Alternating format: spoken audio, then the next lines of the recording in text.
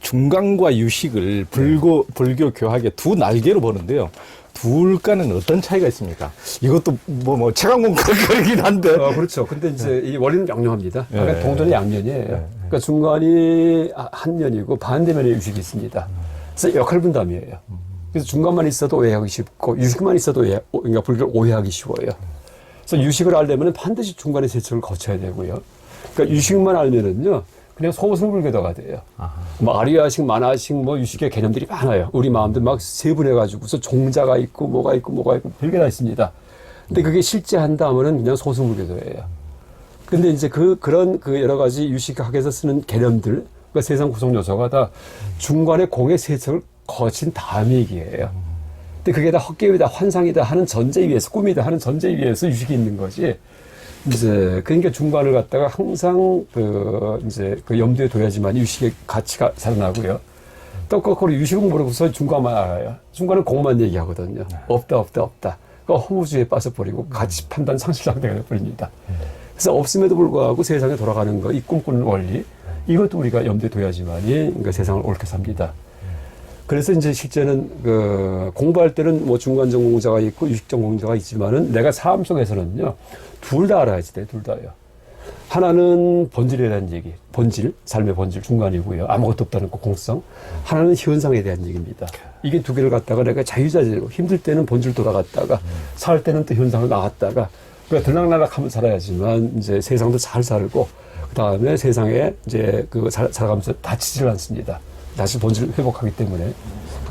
그래서 이제 나중에 후대가 되면은 이제 그게 뭐 통합이 됩니다. 인도, 티벳 같은 경우에는 아띠사 스님이 중간 유식을 통합을 했고요. 그 다음에 또 하나가 학파 중에는 후기 중간파가 육아행 중간파 이렇게 부르게 돼요. 유식과 중간을 갖다 종합을 해서 다시 또 재편성합니다. 동아시아에서는 대승기신론의 일심사상. 이게 중간과 유식을 또 통합을 합니다. 그러니까 중간은 일심 중에서 심진여문. 마음의 진리의 차원. 그러니까 바닷물로 얘기할 때 그 물 그 자체. 유식은 파도, 출렁이는 거. 물은 물이지만은 출렁이는 거. 어떻게 출렁이는지. 이건 생멸문. 생했다, 멸했다 하는 거. 이게 통합한 게 일심. 그러니까 하나의 마음으로 통합됩니다. 그래서 이제 중간과 유식은 똑같은 현상에 대한 얘기인데, 똑같은 현상. 하나는 부정적으로 원래 다 없는 거다. 그러니까 있다고 착각하는 사람한테 이제 그런 치료제로서 얘기한 거고, 또 유식은 이제 중간의 세척을 거친 다음에, 그러니까 다 없지만은 꿈처럼 있다 하면서 꿈처럼 있는 그런 그 작동 방식을 상세하게 설명한 게, 그러니까 세상 만사에 대해서 이제 이게 유식입니다. 그래서 그러니까 교학 공부할 때는 별도로 공부하지만은 살아갈 때는 양수겹장하고 있어야지만.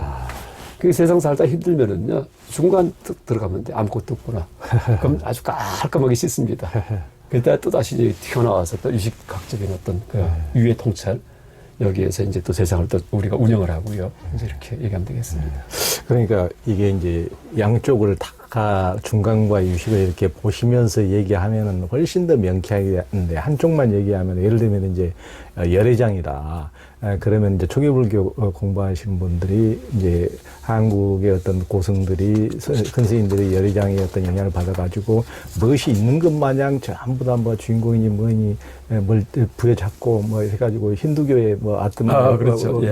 오해합니다. 이런 식으로 이제 내치는데 그것이 뭐 꼭 있다고 그냥 부여잡는 것이 아닌데 없는 공을 전제로 한 그러니까 현상을 이렇게 이제 이론한 겁니다. 그렇죠. 하는 건데 그것을 힌두 아트만의 후예다 이런 식으로 뭐 이제 하시는 분들이 많은데 이렇게 이제 양쪽을 이제 같이 얘기하면 훨씬 더 이제 명쾌해지는 거죠. 일심이 바로 열애장입니다. 일심 자체가. 그러니까요. 자. 그 이제 부처님이 열반에 드신 후에 그 부파불교 즉 아비달마 불교가 이제 등장해서 부처님의 이제 가르침을 정리했는데 각 종파들마다 이제 해석의 차이가 있고 자기가 주장하는 것이 옳다고 이제 다툼이니까 이제 반야공을 통해서 이제 법에 대한 집착에서 벗어나게 해준 게 용수의 이제 공사상이기 때문에 용수는 부파불교, 즉 아비달마 불교를 전면적으로 부정했다고 이제 주장하는 분들이 이제 많이 계신데 어떻습니까? 그게 이제 불교 개론서에 보면 그렇게 나와 있어요. 그러니까 서양 학자들, 뭐 일본 학자들이 쓴 개론서에 보면은 중관학은 설일체 유부의 교리에 대한 비판이다 이렇게 돼 있습니다. 근데 일단 비판 대상도 틀렸고요. 다 그렇게 써요. 설일체 유부. 그러니까 종파도 설일체유부가 아니고 원래 독자부, 그러니까 정밀하게 또 봐야 됩니다. 좀 달라요. 그러니까 설일체유부에서 분파가 돼가지고 그러니까 독자부라고 해서 독자가 그러니까 송아지를 의미합니다. 이제 바시푸드리아의 번역어인데 그 송아지 독자입니다. 그래서 이제 그 혹은 정량부, 쌈미띠아. 그래서 이쪽의 교리에 대해서 이제 비판한 게 또 정밀한 분석이고요.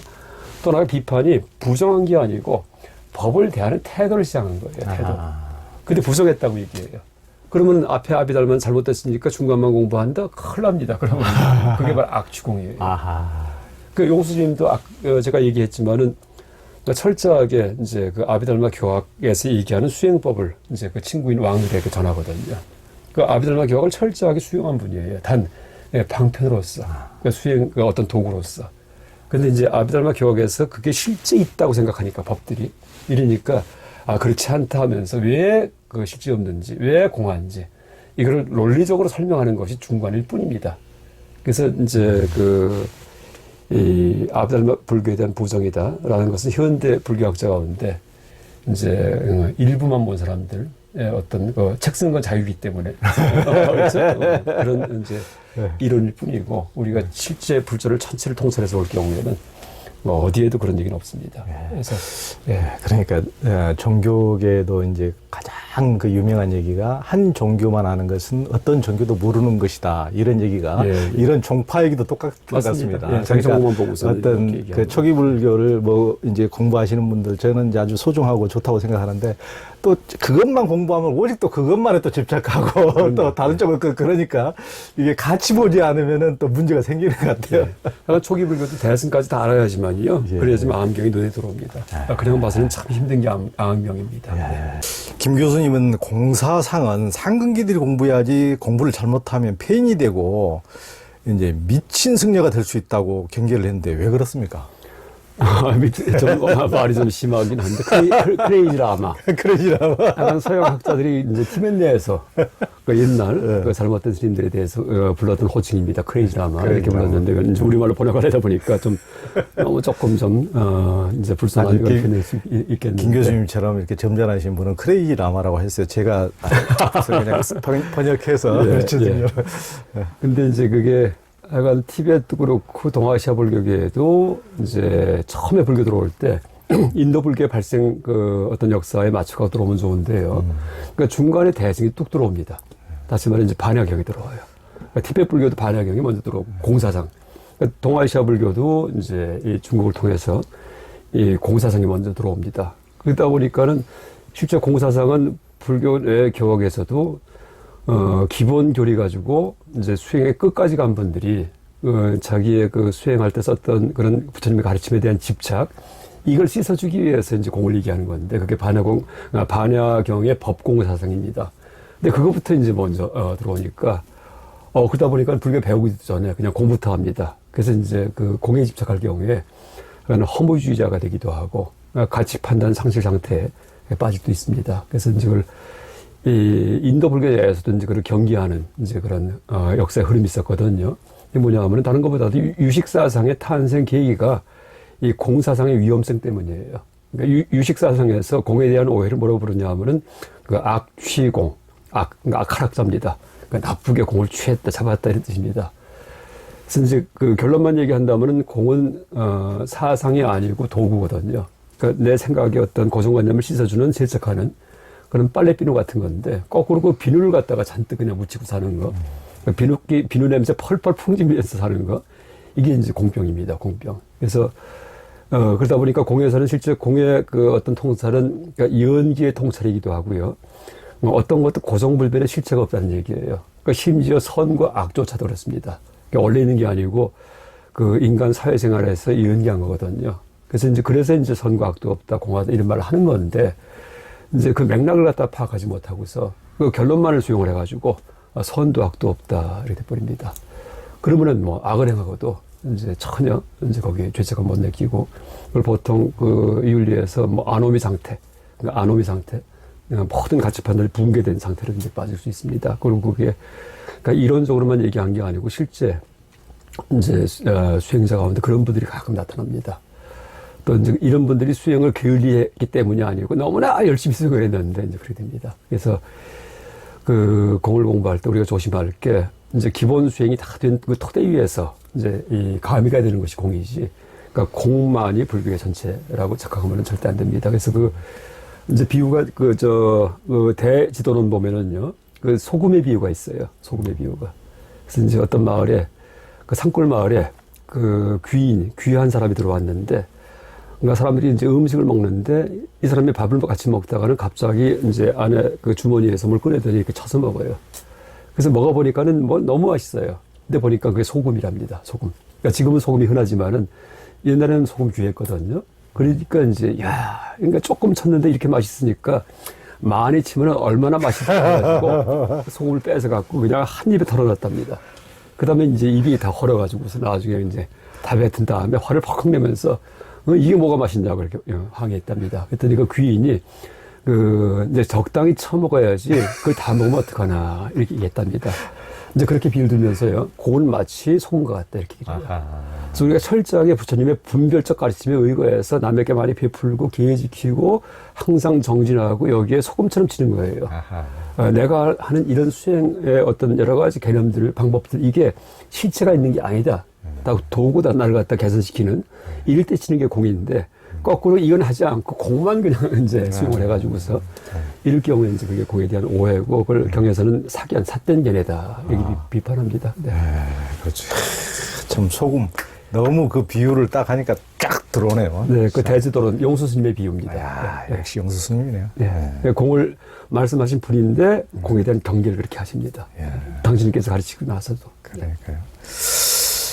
자기가 가르친 것도 이제 부처님도 늘 그러셨지만은 내가 한 말이라 그래서 무조건 그냥 믿지 말고, 그래서 참 합리적인지 아닌지를 봐서 이렇게 이제 가야 된다고. 그렇죠. 자등명, 법등명 이렇게 그 마지막까지, 이게 진짜 그 불교와 다른 종교의 굉장히 가장 큰 차이점 아니겠습니까? 용수님도 그러셨군요. 자기가 가르쳤기 때문에 니들은 전부 다 공만을 추구해야 된다 이런 게 아니고, 공도 소금처럼 과용하면 못 쓰면 안 된다. 그럼요. 큰일 난다. 큰일 이런 것을 이렇게 말씀. 역시 용수 스님이네요. 그래서 제기에 붙더라고 그랬겠죠. 중간에 이제 인간이 사유하는 방식의 허점 때문에 있는 실상을 제대로 보지 못해서 그 잘못 보는 방식을 부숴버리는 것으로 볼 수 있는데요. 이제 인간은 사물이나 사건을 보고 어떻게 파악하고 사유하기에 실상을 제대로 보지 못하는 것입니까? 우리가 이제 일단 생각을 통해서 이제 말과 뭐 분별을 통해서, 혹은 말을 못 하더라도 생각을 통해서 세상을 파악을 합니다. 근데 이제 서양 논리학에서는 그러니까 우리의 생각이 작동을 할 때, 그러니까 3단계에 의해서 작동한다. 그렇게 얘기를 합니다. 이제 가장 밑에 기초가 뭐냐면은요, 그러니까 하나의 개념이에요. 그러니까 하나의 단어가 의미하는 거, 하나의 단어. 그 다음에 개념 하나만 있을 경우에는 그 대화가 되지 않습니다. 물론 이제 갓난아이 같은 경우에는 개념 하나만 씁니다. 처음 말 배울 때, 뭐 엄마, 뭐 까까, 지지, 싫어, 이러면 말이 돼요. 근데 이건 애기들이고요. 그러니까 조금 인지가 발달하면은 개념 2개 이상을 이제 결합을 시켜서 판단을 만듭니다. 판단. 그래서 이제 그 밥 먹을래. 그러니까 밥이라는 거하고 먹음이란 개념이고요. 비가 오네. 그러니까 비하고 오미하고 이제 오미란 개념하고요. 이러면서 판단이 이루어지는데, 이러면서 이제 대화가 됩니다. 까까 좋아. 까까 좋아. 까까 맛있어. 또 하나가 아빠 싫어. 맞아. 엄마 좋아. 네. 하여간 제일 처음 배우는 말이 이제 엄마 같아요. 뭐 농담 하나 하면은요, 엄마라는 그 미음자 들어가는 게 어디든지 똑같아요. 그러더만. 예, 영어도 뭐 마마, 마다든지 우리도 엄마입니다. 또 아빠도 똑같아요. 빠도 팝니다. 그러니까. 엄마는 이해가 돼요. 먹는 거 관계되기 때문에 맘마. 근데 왜 아빠 했을까 할 때 피 싫어 이래가 아빠랍니다. 그래서 이제 하여간 그 농담과 다른 얘기입니다. 엄마는 이제 맘마하고 다 좋은 거고요. 아빠는 푸 하고 이렇게. 어쨌든 간에 이제 그 애기들 말할 때 개념 하나만 갖고 말하다가 조금 발달하면은 개념 2개 이상 쓰거든요. 근데 그것만 갖고도 사유가 이제 다가 아니에요. 조금 더 복잡한 사유는 추리가 있습니다. 3단 논법. 그러니까 직접 내가 경험하지 못했어도 옛날 경험한 것에 근거해서 답을 내요. 그러니까 불이 나는 곳은 연기가 있더라. 혹은 연기 있는 곳에 불이 있더라. 그건 기억이 있어요. 봤기 때문에. 저기 연기가 막 나요. 그런 걸 불이 있다. 이게 3단 논법입니다. 그걸 정리한다면은 이제 연기가 있는 곳엔 불이 있다. 저곳에 연기가 있다. 그러므로 저곳에 불이 있다. 이렇게 됩니다. 근데 그게 순간적으로 이제 그렇게 3단 논법이 이제 이루어지는데 불교 논리학서는 3단 논법도 둘로 나눠요. 그러니까 뭐냐면 위타, 남을 위한 3단 논법, 자기를 위한 3단 논법. 그러니까 불교 논리학이 대단합니다. 그래서 이제 자기를 위한 것은 말을 표현하지 않는 거, 즉각하는 거. 다시 말해, 이제 연기 봤을 때 금방 불 떠오르죠. 이거는 추리예요. 직관이 아니에요. 왜? 불은 눈에 보이지 않기 때문에. 근데 자기를 위해 갖고서 이제 일어난 추리입니다. 그러니까 남에게 굳이 말할 필요 없습니다. 근데 그걸 남에게 설득하려면 반드시 판단 세계를 갖다 써야지 돼요. 그러니까 언어로 표현해야 되기 때문에. 그래서 이제 전문 용어로 남에게 쓰는 3단 논법을 위타 비량, 남을 위한 비교한 그 측량 이런 뜻인데 비량이 이제 추리입니다. 인퍼런스. 그러니까 남을 위한 추리는 말로 이렇게 표현되고 3단 논법. 나를 위한 추리는 이건 위자 비량. 그러니까 나를 위한 추리. 이것은 말을 할 필요 없습니다. 보자마자 즉각적으로 나타납니다. 그래서 어쨌든 간에 이제 사람이 생각할 때 개념의 벽돌로 판단의 기둥을 만들어서 추리의 집을 짓습니다. 이게 생각의 전체 다예요. 근데 이제 왜 이게 그 문제가 되냐 하면은 중간학에서는요. 개념의 벽돌도 검토해 보니까는 다 근거가 없어요. 왜 근거가 없냐 하면은 다 실체가 없어요. 다 공예예요. 왜? 연기했기 때문에. 그러니까 홀로 일어난 게 아니고요. 다 의존적 비교 통해 갖고 발생합니다. 그 다음에 이제 그 판단 같은 경우에도 이제 보니까는 세상에서 일어난 사건과 무관합니다. 그래서 이제 이 판단도 다 틀렸어요. 그래서 개념 같은 경우에는 중간학, 그러니까 반논리학이기 때문에 논리학서의 의견은 개념에 대해서 개념의 실체가 없다 하면서 개념의 실체성을 비판합니다. 실제 세계에는. 다 공하기 때문에. 왜냐하면 연기해서. 그러니까 잠깐만 그 말씀. 그러니까 우리가 엄마 했지만은 농담 삼아서 누가 그 지 아들이 지 엄마하고 이제 그 취직했다고 휴가 내서 여행 간다니까 지 아빠가 야 임마 네 엄마 되기 전에 내 마누라 임마 왜 내 말을 안 듣고 네가 여행을 가 너는 네 말을 안 듣고 가 그래서 엄마 하지만은 부인 입장에서 봐서는 그런데 부인이고 엄마가 연기한 거예요. 그렇죠. 엄마가 아니고 의존적 발생입니다. 그러니까 이웃집에서 봤을 때는 아줌마고 그렇죠. 그러니까 그게 이제 그런데 지금 말씀하신 게 그 화엄의 법기 연기예요. 그렇죠. 그러니까 하나의 사람이 의미가 엄마도 되고 부인도 되고 뭐 아줌마도 되고 그렇죠. 네, 맞습니다. 그러니까 그 벽돌 자체가 개념 자체도 이런 식으로 연기하는 것이지 그럼요. 고정된 게 아니라 고정된 게 아닙니다. 그러니까 우리가 이제 개념이 그 언어를 쌓는 가장 기초적인 것인데도 불구하고 그렇죠. 기초 자체가 이게 이제 그러니까 모든 개념은 정체불명이에요, 사실은요. 또 거꾸로 얘기하면 모든 개념은 모든 정체를 가질 수도 있습니다. 그렇게 이제 해서 개념의 실체성을 비판하고요. 그다음 모든 판단, 그 다음 단계가 이제 문장인데 문장은 개념 두 개가 이상이 합해진 문장입니다. 뭐 비가 내린다, 여기에 꽃이 있다, 내가 밥을 먹는다, 이건 세 개 개념이에요. 그다음에 학교에 빨리 가서 밥 먹자 할 경우에는 또 5개 개념입니다. 근데 이제 이 모든 판단은 사실과 무관하다. 이게 중간학이에요. 근데 보통 논리학에서는 모든 판단은 사실과 일치해요. 비가 내린다? 비가 내리는데. 꽃이 핀다? 꽃이 폈는데? 이러고 우리가 말을 하는데, 이 중간학에서는 그걸 조금 더, 한 걸음 더 깊이 분석을 해가지고, 이게 다음틀이다, 이게예요. 그래, 지금 미리 조금 얘기하면은요, 비가 내린다 이렇게 말을 하는데, 실제 우리 눈에 보이는 비는요, 그냥 하나의 현상이에요, 하나의 현상. 근데 개념을 두 개를 써버려요. 비라는 개념하고 내린다는 개념을 두 개를 써갖고 비가 내린다 이렇게 말을 합니다. 그러니까 하나의 실제 현상을 둘로 잘라버려요. 그러니까 불교 전문 용어로 분별. 그러니까 생각의 가에다가 잘라가지고 비가 내린다 해요. 그러니까 내리지 않으면 물이지 그냥 그 비는 아니라는 거죠. 이미 그렇죠. 내리고 있기 때문에 비라고 부르는 거죠. 그렇죠. 이미 내리고 있는 게 비인데 그걸 주어로 삼아갖고 또 그걸 내린다 이렇게 말을 해요. 역전 앞처럼. 그렇습니다. 예. 중의적으로. 중의적으로. 동어 반복 같이 됩니다. 동어 반복. 그래서 이제 중간학은 지금 들어보니까 쉽잖아요. 근데 우리가 미처 그 얘기를 생각을 못하고 살아요, 다들이요. 그냥 비가 내린다, 눈이 온다, 꽃이 핀다 이러고 사는데 중간학은 우리의 이제 사유의 그 허구성을 폭로하기 때문에 한 걸음 더 들어가서 정밀하게 분석합니다. 보니까는 그 말이 맞아요. 비 하면 내리고 있는 건데 거기에 대해서 내린다 또 이렇게 말을 해요. 이러면서 이제 이 중간 논리에서 모든 판단은 사실과 일대응 대응하지 않는다. 비가 있어서 내린다는 작용을 하고 이게 없다는 얘기예요. 하나의 현상이지. 이제 그건 또 자세하게 또 상세하게 설명할 수 있습니다. 그래서 이제 두 번째 단계인 그 생각도 비판하고요. 반논리학이기 때문에. 그러니까 세 번째 단계가 추리인데 3단 논법 누가 추리를 만들면은요. 중간학에서는 반드시 반대되는 결론이 나온 3단 논법이 가능하다. 그렇게 얘기해요.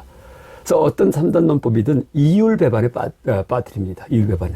그러니까 반드시 타당한 이제 똑같은 타당성을 갖는 3단 논법을 작성을 해가지고서 네가 이렇게 얘기하면 이렇게도 얘기할 수 있다 이렇게 얘기해요. 그래서 이제 중관학에서는 모든 추론은 타당하지 않다 이렇게 됩니다. 그래서 이제 논리학서는 개념의 실체가 있다, 판단은 사실과 부합한다, 추론은 타당하다 이게 논리학이에요. 근데 중관학은 개념 그 자체 어떤 개념도 실체가 없다. 그 다음에 어떤 판단도 사실과 무관하다. 그 다음에 어떤 추론도 타당하지 않다. 그래서 개념의 실체성 비판, 판단의 사실성 비판, 추론의 타당성 비판, 이게 중관학입니다. 그래서 이제 우리의 생각이, 전혀 근거 없는 것이다. 세상과 무관하다. 이거를 갖다가 이제 자꾸 여러 가지 연습 문제를 풀어갖고 내가 자각하게 해가지고, 이제 그것도 목적이 있어요. 그냥 괜히 무슨 위대한 사상가가 되기 위해서, 언어학자가 되기 위해서, 무슨 뭐 의미론 어떤 일을 갖다가 만들기 위해서, 이게 아닙니다. 뭐냐면 불교의 모든 수행이든 사상이든 목적은 똑같아요. 그러니까 고통으로부터 해방이에요. 그러니까 초기 불교 가르치면서의 그 고짐멸도 사성제에서 고멸. 근데 중관학서 그 고통을 해방시킬 때 그 고통은요, 배고픈 고통, 뭐 돈이 없는 고통, 병든 고통, 이건 아니에요. 뭐냐면 분별의 고통이에요, 분별의 고통. 그러니까 머리 굴려서 만든 생각의 고통들이 많이 있습니다. 근데 그게 사실은 흔하지 않아요. 아주 고상한 고통이에요. 그러니까 철학적 고통, 종교적 고통, 다시 말해 철학적 의문, 종교적 의문. 내가 세상에 태어났는데 떠나갈 것이다. 이런 것들이요. 싸합니다. 세상에 왜 존재할까? 나는 도대체 누굴까? 내가 누굴까? 이런, 그러니까 소크라테스 정도 되는 사람만이 품을 수 있는 고통. 이거를 해결하는 게 중관학이에요. 그래서 이제 우리가 그걸 해결하는데 어떻게 해결하냐면 지금 말씀드렸듯이 거기에 답을 줘가지고 내가 누굴까? 너는 누구다? 하고 답을 줬어. 죽으면 어떻게 할까? 어디 간다? 이렇게 답을 줘서가 아니고요. 그런 의문이다. 개념, 판단, 추론 갖고 작동되는 우리 생각이 만든 가짜 의문이다. 세상과 무관하다. 이걸 내가 자각하게 해가지고요. 그래서 해소시켜요. 괜히 걱정했네. 그래서 이제 중관학 공부하려면은 일단 큰 개관은 이렇게 할 수 있고, 이제 그냥 그게 안 됩니다. 하나하나 한번 내가 검증해봐야지 돼요. 이것도 해소가 될까? 저것도 해소가 될까? 그러니까 내가 갖고 있는 별별 의문이 다 있어요. 그래서 그 의문이 있으면 그걸 일단 구상화시킨 다음에 그걸 중관학의 논리 갖고 검토해봐요. 이게 맞는 의문인지. 이러면서 이제 해체가 됩니다. 그래서 이제 우리가 세상을 바라본다 착각했지만은 지금 몇 가지 예만 들었지만은요. 아니구나. 그냥 생각이 만든 거구나 하고 알 수 있고, 그걸 폭로해갖고서 세상을 잘못 보던 것을 이제 자각하게 해주는 게 그게 중관학의 반논리학이다 이렇게 할 수 있겠습니다. 이제 중관학에서는 모든 인간의 이제 판단을 네 가지로 이제 즉 사구 구절할 때 구자입니다. 네, 사구로 구분하는데요. 네. 이 네 가지 판단 하나하나가 논리적으로 왜 문제가 되는지요? 그러니까 가령 우리의 마음과 뇌는 같은가 다른가를 가지고 이야기한다면 어떻습니까? 그렇죠. 이제 일단 사구는 중관학만이 아니고, 그러니까 인도 전통 사상에서 얘기하던 판단의 분류 방식입니다. 그러니까 부처님 당시에도 사구가 있었어요. 그 사구가 뭐냐 하면은, 이제 내가 알고 싶은 문제에 대해서 어떤 답을 낼 때 그 답이 나오는 방식이 네 가지입니다. 그러니까 긍정적 방식. 그러니까 쉽게 얘기하면 A다. 무엇이다. 또 두 번째는 무엇이 아니다. A가 아니다. 또 세 번째는 A이면서 A가 아니다. 네 번째는 A도 아니고 A가 아닌 것도 아니다. 이게 사구입니다. 그래서 긍정, 부정, 그 다음에 긍정, 부정의 연결. 그러니까 긍정, 부정에 이제 뭐예요? 다시 또 부정, 재부정, 이렇게 됩니다. 이게 사구인데, 그러니까 모든 철학자, 사상가, 이론가들이 자기가 알고 싶은 어떤 내용에 대해서 열심히 연구해서 어떤 결론을 낼 때 그게 판단 갖고 딱 표현되거든요. 판단. 그러니까 개념 2개 이상이 모인 판단으로 됩니다. 그러니까 만유인력, 모든 무게가 있는, 질량이 있는 물체는 서로 잡아끈다. 이게 판단이에요. 그래서 이제 이게 A다. 이런 뜻입니다. 모든 질량 있는 물체는 잡아끌지 않는다. 이러면 이제 A가 아니다. 이렇게 됩니다. 그런 식으로 이제 과학자들이, 이제 연구할 때, 어떤 최종 판단을 갖다가 도출하기 위해서 연구를 하는데요. 근데 이제 철학적 문제에 대해서, 우주의 끝이 있나 없나, 이런 문제에 대해서도 이제 여러 가지 연구하다가는, 끝이 있다, 없다, 있으면서 없다, 이렇게 답이 나옵니다. 근데 이제 지금 하신 뇌와 마음의 문제, 이게 이제 아마 현대인들한테 가장 큰 주제가 됩니다. 그래서 여기에 대해서도 지금 심리 철학자들, 뇌과학자들이 굉장히 연구를 많이 하고 있어요. 지금 진행 중입니다. 그래서 이제 어떤 사람은 뇌와 마음이 같다. 그러니까 마음이 그냥 뇌의 물질의 소산이다. 이렇게 얘기하기도 하고요. 어떤 사람은 그러니까 뇌가 이제 물질이에요. 우리의 육체입니다. 육체의 일부입니다. 그러니까 육체 중에 전에는 심장에 마음이 있는 줄 알았는데 지금 뇌인 줄 알기 때문에 뇌로 얘기합니다. 그러니까 뇌와 마음은 다르다. 영혼은 다르다. 이런 사람도 있었고요. 뇌와 영혼은 같으면서 다르다. 이런 사람도 있었고요. 뇌와 영혼은 같지도 않고 다르지도 않다. 하여간 이론이 나오면 반드시 뇌 중에 하나입니다. 근데 이제 그 뇌와 마음은 같다. 뭐 마음과 뇌가 별개가 아니다. 이런 누구냐 하면은요 유물론자예요. 그러니까 마음을 인정하지 않습니다. 그러니까 이 마음은 다 진화 과정에서 나온 뇌가 생기면서 그러니까 신경계가 발달해 갖고 그래서 거기에서 나온 것이기 때문에 그 뇌와 다르지 않습니다. 그래서 이제 유물론자일 경우에는 모든 것을 물질을 갖고 해석합니다. 우리의 마음을조차도. 그래서 일 경우에는 이제 제1구 뇌와 마음은 같다 이렇게 돼버립니다. 그 다음에 이제 뇌와 마음은 다르다 할 경우에 이거는 이제 뭐냐면요. 그러니까 영혼이 따로 있고 우리의 영혼이 뭐 뇌에 깃든다 이런 사고방식이에요. 근데 서양 철학 역사를 보니까 그런 사람이 있었습니다. 이게 바로 르네 데카르트입니다. 데카르트의. 그러니까 심신 보통 데카르트 얘기할 때 그 이원론자 해가지고 그래서 계속 비판을 많이 해요. 근데 그 중에 이제 하나의 이론이 바로 심신 이원론. 그래서 데카르트가 이제 우리의 영혼은 그 뇌 속에 그 송과 선 속에 이제 영혼과 그 뇌에 그런 교통로가 있다. 송과 선을 통해 갖고서 그러니까 우리의 영혼, 마음은 부피가 없고 연장, 그걸 익스텐전, 연장 이렇게 얘기합니다. 부피. 마음은 부피가 없고 물질적인 부피가 있는데 그 연결점이 송과선. 송과가 소나무의 과일이라는 뜻이에요. 솔방울. 그래서 이걸 파인트리 할 때 파인트리가 소나무이기 때문에 피네알 글랜드, 그러니까 피네알, 파인트리의 글랜드는 그 호르몬샘입니다. 그래서 뇌를 해부하면은요, 이 뒤통수 뒤쪽에 요만하게 걸려있는 솔방울처럼 매달리는 게 하나가 있습니다. 그게 송과선이에요.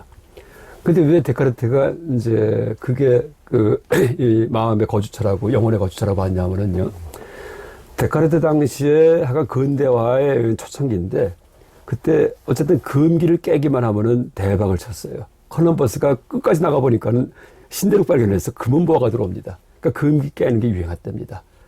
그 옛날에는 시신 같은 경우에도 함부로 손을 못 댔는데, 그다음부터는 이제 그 당시에, 데카르트 당시에 시신 해부가 유행을 했대요. 그러니까 귀족들은요, 그 노는 여가 시간에 총 모여가지고서, 그러니까 죽은 시체 하나 갖고 와서 배 가르고 하면서 구경하는 거. 그 그림이 굉장히 많아요.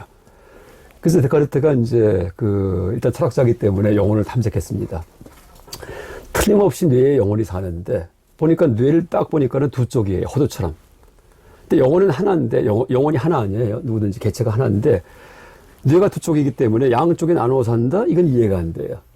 그러니까 뇌에서 무언가 이제 하나만 있는 걸 찾아보자. 거기에 영혼이 살 것이다. 이게 데카르트 추론입니다. 물론 지금 뭐 어린애 같은 얘기인데.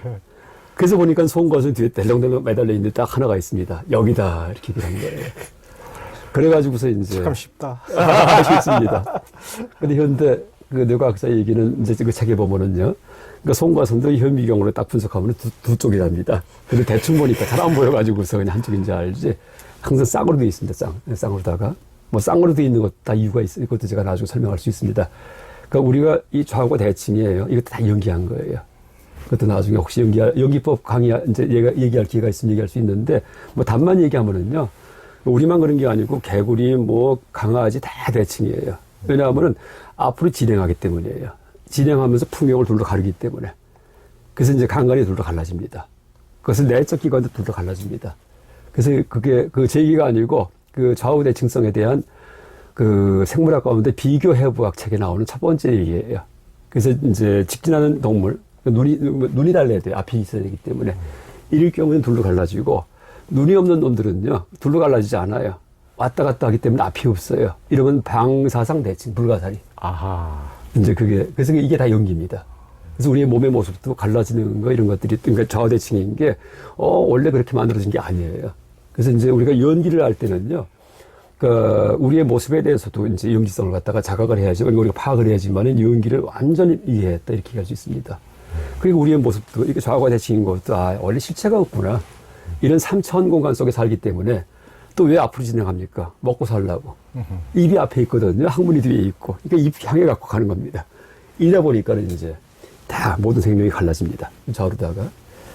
그래서 이제 어쨌든 간에 뇌도 이제 둘로 갈라졌어요. 바깥이 갈라지기 때문에.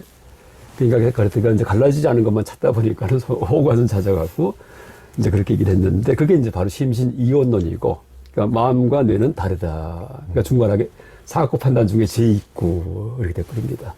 그러니까 위대한 수학자인데 좀 죄송하긴 하지만은 이제 현대 과학과 이제 한번 발달하다 보니까 참 우리가 쉽게 이렇게 비판하는데 그렇다고 뭐 데카르트의 업적이 무너지지 않습니다. 하여간 데카르트 업적 중에 뭐 이구동성으로 가장 위대한 게 뭐냐면은요. 기하학과 대수학의 통합이에요. 그러니까 기하학은 그림 그리는 거예요. 좌표든지 삼각형 같은 거. 대수학은 y 콜 x제곱 플러스 뭐 2x 플러스 3 뭐 이렇게 해서 답 이제 그런 식의 이제 다양한 식의 답을 내는 거 이게 대수학입니다.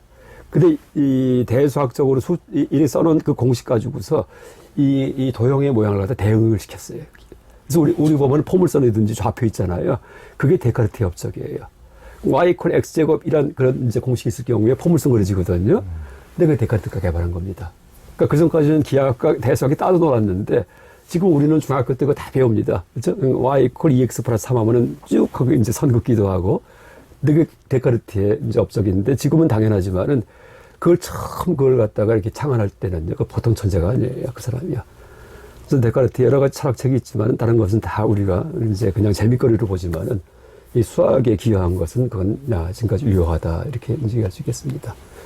어쨌든 영혼 이론은 항상 단골메뉴로 항상 심신 이원론 데카르트 비판 이렇게 얘기를 합니다. 네. 네, 제2구적인 게 중간에 해서. 그러니까 네. 제2구. 네. 그 이제 모든 개념에는 실체가 없다는 것을 논증하는 것이 이제 중간학인데요. 네. 이제 부처님은 이를 연기설 중에서도 환멸 연기를 발견해서 깨달음을 얻었는데요. 네. 환멸 연기라는 게 무엇입니까? 그러니까 연기가 두 가지가 있습니다. 그러니까 전문 용어인데, 그러니까 유전 연기가 있고요, 환멸 연기가 있어요. 그러니까 연기는 이제 의존적으로 발생한다. 홀로 있는 건 세상에 없고 모든 게 다 의존해서 발생한다는데. 유전 연기는 흐를 유자에다가 흘러가다. 그러니까 이제 급류, 물살을 유자입니다. 저는 굴러가다, 굴러가는 연기. 다시 말해, 현상이 나타나는 원리에 대한 얘기예요. 내가 태어났다가 사춘기 지난 다음에 늙어 죽는다. 이건 유전 연기입니다. 엄마 뱃속에서 내가 이제 태아로 있다가 눈, 귀, 코가 생겼다가, 그 다음 탄생했다가는 어린애가 나중에 커나가서 이렇게 그런 생장 과정. 이건 유전 연기예요. 그래서 이제 이게 하나하나가 다 인과 사슬이 다 이제 모든 생명체한테 공통적입니다. 모든 생명체가 수송난이었고, 모든 생명체가 나중에 좀 성장했고, 그러니까 물론 동물 얘기합니다. 그러니까 나중에 또 사춘기 되면 새끼 낳고, 이게 똑같아요. 인간이든 바퀴벌레든 강아지든 이게 이제 유전연기예요. 근데 이제 환멸연기 뭐냐면은요, 이제 그렇게 유전연기하면 살아가는데 다들 그냥 죽고 죽이고 먹고 잡아먹히고 하고 삽니다. 이게 생명의 세계예요. 근데 부처님께서 그걸 보셨는데 그 다음에 여기에서 벗어나는 길을 개발하셔갖고 그 결론이 환멸연기입니다. 그러니까 이렇게 이제 우리가 엉망진창 싸우고 죽이고 살아가는 이유가 어리석기 때문에, 무명 때문에. 근데 어리석음이 깨지고 나니까는 그 다음부터는 이제 업을 짓지 않고, 악행을 하지 않고, 또 업 자체를 짓지 않고, 이러면 세상이 다 무너집니다. 그러니까 내 생에 이제 한이 없기 때문에 또 태어나지 않아요. 열반에 들어가 버립니다. 그래서 열반의 연기가 환멸연기예요. 그래서 이제 환멸연기는 문명이 사라지니까 그 다음에 어떤 업도 짓지 않고 이러면서 A가 없으니까 B가 없다. 이렇게 부정적으로 표현이 돼요. 유전연기는 어리석어가지고서 온갖 업을 짓고, 그러니까 무명이 있으니까 업을 짓는다. 이것이 있으면 저것이 있고 해서 긍정적으로 표현됩니다. 그래서 이제 공식 갖고 얘기하면은요, 유전연기는 이것이 있으면 저것이 있고, 이것이 생하면 저것이 생한다. 이건 유전연기예요. 환멸연기는 이것이 없어지니까 저것이 없어지고, 이것이 멸하니까 저것이 멸한다. 이거 환멸연기예요. 그렇죠. 그래서 연기설이 부처님의 깨달음의 핵심인데, 이제 측면이 두 측면이 있습니다. 근데 이 두 측면 중에서 환멸연기가 핵심입니다, 사실은요. 그 불교 수행의 목표고, 없애버리는 거. 근데 중간학의 토대가 연기법인데, 연기법 가운데 환멸연기예요. 유전연기가 아니고. 다시 말해, 이것이 없기에 저것이 없다. 이제, 그래서 그 토대 위에서 이제 여러 가지 논법을 갖다 구사합니다. 근데 그럼 왜 환멸연기의 토대 위에서, 환멸연기의 토대 위에서 이제 이 논법을 구사하냐 하면은, 그러니까 유전연기를 갖고 문장을 구성한 다음에 논법 구사하면은요, 논리적 오류가 발생을 해요. 그러니까 긴 것이 없기 때문에 짧은 것이 없다. 긴 것이 원래 없어요. 그러니까 짧은 것이 없어. 이 말은 맞아요. 근데 짧은 게 왜 있냐 할 때 누가 물어볼 때 긴 것이 있기 때문에 그걸 염두에 뒀으니까 짧은 것이 있어. 이거 긍정적 표현인데 얼핏 보면 맞는 말 같지만은요. 집요하게 따져보면 틀린 말이에요. 그러니까 긴 것이 있기 때문에 이걸 짧다고 본 거야 했는데 보니까 그럼 긴 건 원래 왜 있었는데요. 긴 거란 판단 들려면 벌써 그 전에 짧은 걸 염두에 뒀었어야 되거든요. 그러니까 짧은 거에 그 어떤 발생 원리를 갖다가 이제 물어봤더니 긴 거라는 토대를 갖다가 얘기했는데 가만히 보니까 이게 토대가 안 돼요. 긴 거라는 토대가 있기 위해서 그 전에 또 짧은 게 있었어야 되기 때문에. 그래서 닭이 먼저네 달걀이 먼저라는 악순환에 빠져버립니다. 그래서 용수 스님이 이제 중론 저술 하실 때 그 유전 연기는 쓰지 않으십니다. 반드시 환멸 연기 먼저 제시하고 이것이 없으면 저것이 없다. 눈이 없으면 시각 대상이 없다. 가는 자가 없으면 가는 행동이 없다. 이 말부터 먼저 한 다음에 그 다음에 판단 비판 논법을 쭉 제시합니다. 그래서 이제 제가 중론 쭉 보다 보니까 특이하게 이제 부정적 표현, 다시 말해 환멸 연기만이 계속 나오길래 왜 그럴까 하고 이제 중론 읽다 보니까 긍정적 표현에 대해서 용수님께서 그러니까 논리적 오류를 지적하세요. 이러면서 이제 그래서 이제 이렇게 그 환멸 연기를 토대, 다시 말해 부정적으로 표현된 연기의 근거에서 이제 공의 논리학이 성립했구나 하고 알 수 있었습니다. 네. 그러니까 우리가 뭐 작대기를 이렇게 줄 때도 이렇게 뭐 하나가 사라지면 이게 버티고 있을 수가 없듯이 이게 이제 환멸 연기지 않습니까? 그렇죠. 그러니까 하나가 없어집니다. 우리 집착이 사라지면은 이제 결국은 우리의 뭐 나란 존재도 이제 버틸 곳이 없는 그렇죠. 이제 고진멸도가 이제 되는 거죠. 그런 식으로. 네. 그러니까 일체 어떤 깨달음의 경기를 그런 환멸 연기로 하여튼 우리의 열반에 이르는 길. 그렇죠. 면에 이르는 길. 면에 이르는 길을. 네. 그래서 이제 분별의 고통이 다 소멸하는 길. 그렇죠. 근거가 환멸 연기다. 이렇게 얘기할 수 있겠습니다.